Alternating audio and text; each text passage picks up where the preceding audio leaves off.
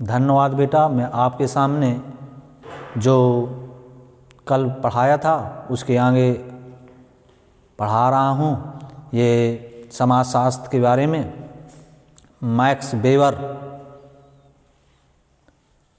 के कुछ सत्ता के बारे में बताना चाहता हूँ, जो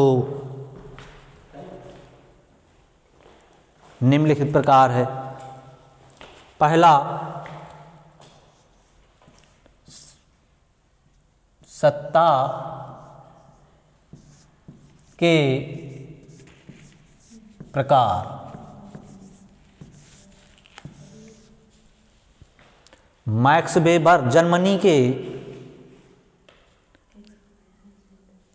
समाज विचारक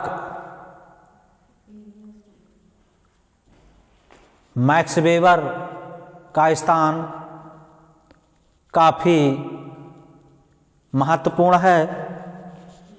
इस विद्वान ने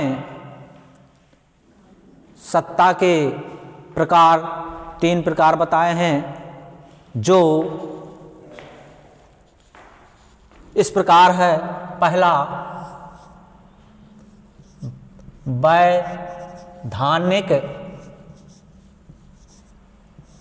सत्ता।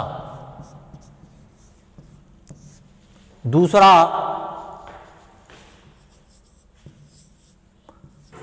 परंपरागत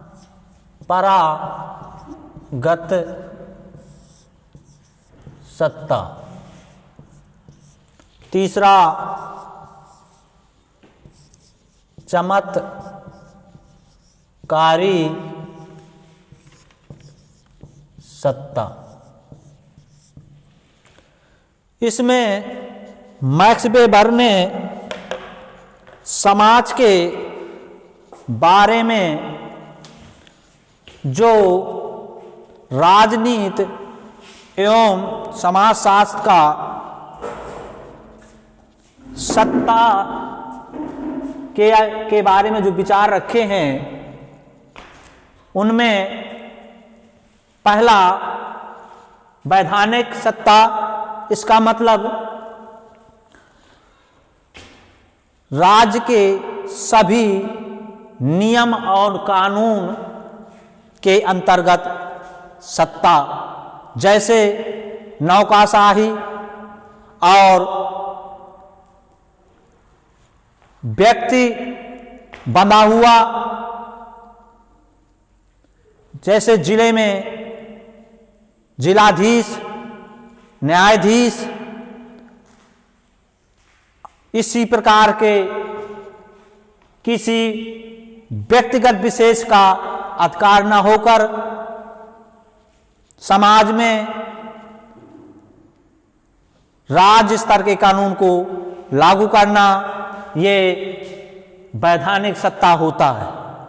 अब दूसरा सत्ता, परंपरागत सत्ता। ये वो सत्ते होते हैं कि जैसे कोई व्यक्ति बुजुर्ग या उनके परिवार में